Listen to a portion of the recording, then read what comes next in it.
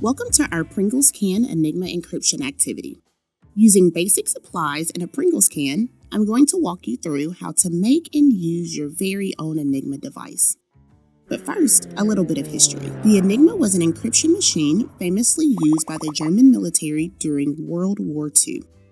It looks similar to a typewriter and used a series of rotating wheels called rotors to scramble letters into secret codes. The sender would type seemingly random letters into their machine. Receivers would set their rotors to a designated setting, type in the random letters, and voila, secret message decrypted. So how did it work? The power of the Enigma came from being simple for the operator to use, but difficult for the spies to decrypt. Each rotor had the alphabet marked around its edge, and inside were wires that rerouted every letter to a different one in a fixed, unique pattern.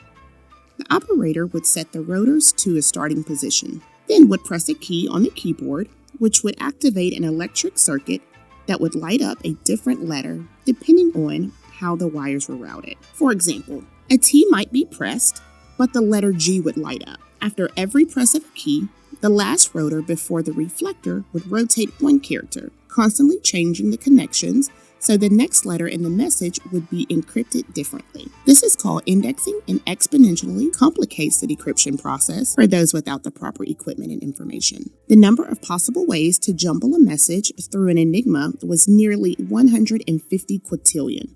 That's 18 zeros. Eventually, the Allies broke the Enigma code, which gave them the ability to read top secret communications during the war.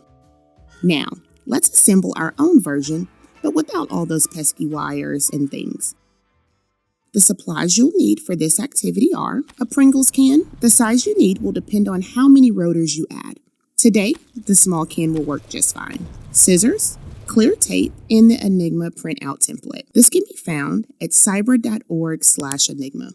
Make sure your print settings don't scale the page. Print the template at full size or the tabs won't align properly. Next, cut out the input, reflector, and however many rotors you want to use. For this activity, we'll just use one, but feel free to use more to make your message even harder to decrypt. The rotor you use, 1, 2, or 3, doesn't matter as long as you and the receiver of the message are using the same one. In this example, we are going to use rotor 1. So if you're following along with us, use rotor 1 to get the same results. Starting with the input, wrap it around the top edge of the can and tape it over the label tab. The input represents the keys on the typewriter-like Enigma used in World War II. Repeat this step for the reflector, taping it around the bottom edge of the can. You'll also want to make sure that your letters on your input and reflector line up. The reflector is the part of the device that sends the signal back through the rotors to arrive at the encrypted or decrypted letter. Then, add your rotor between the input and the reflector, only taping over the tab so it can rotate. Now, you have your very own Enigma device. First, let's play the role of the operator and encrypt a secret message. Hello world. Remember that the operator is responsible for setting the rotors to the correct position for the message they want to send. Today, our rotor setting is going to be set to the letter A. Set the rotor so that the letter A aligns with the A on the input and the reflector. Don't worry about the lines yet. Just make sure the A's are all lined up together. So it reads A, A, A. To encrypt our message, hello world, first find the letter H on the input. Follow the lines to the reflector and we see that it goes back around to the letter G. Write this down. Now we're going to index. Just like the Enigmas in World War II, turn the rotor one letter. This step adds further complexity to the encrypted message by changing the pathways the current travels through. So instead of the letter H always giving us a G, the letter H will give us a different letter each time. So now, because we've indexed, the rotor settings should be A, B, A. Next, find the letter E on the input. When we follow it across and back, it gives us the letter J. Write this down. Index again, so the rotor settings are A, C, A. Find L on the input, follow it across and back to the letter G. Write this down. Repeating these steps for the rest of our message, we get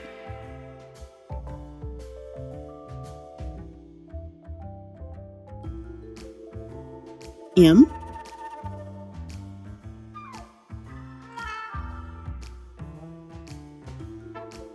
J,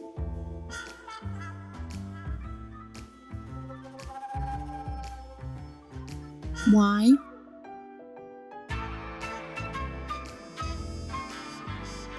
X,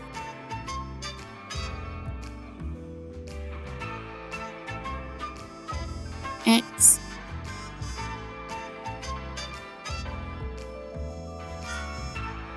H,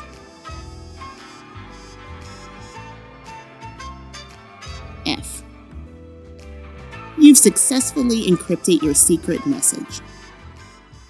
Now, let's pretend we just got a message from our friend. It says A, G, J, G, M, J, Y, X, X, H, F. The A in the message is our rotor setting. This is integral in being able to correctly decrypt a message. Without knowing the rotor setting, we wouldn't be able to decode the secret message. The operators during World War II used a messaging key, so recipients knew what rotor settings to use. But for this activity, we're using a comma to distinguish the rotor setting from the message. To decrypt the message, we'll use the same process we use to encrypt. First, set the input, rotor, and reflector to A. Then, find the first letter in our message, G. Following the lines through the reflector, we see that it goes back around to the letter H. Write this down.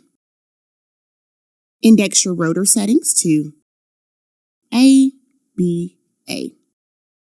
On the input, locate the second letter in our message, J. Following it through the reflector, it comes back around to the letter E. Write this down. If we repeat these steps, indexing after every letter, we should end up with L,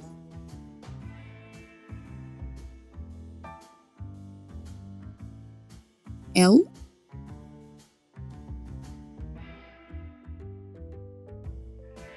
O,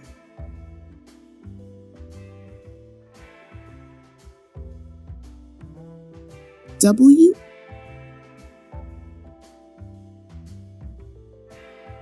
O,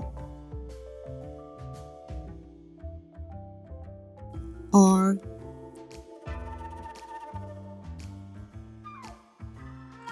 L, D, H, E, L, L, O, W, O, R, L, D. Hello world.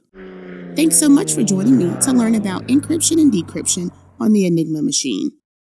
To create more messages to encrypt or decrypt, check out tools.cyber.org/enigma.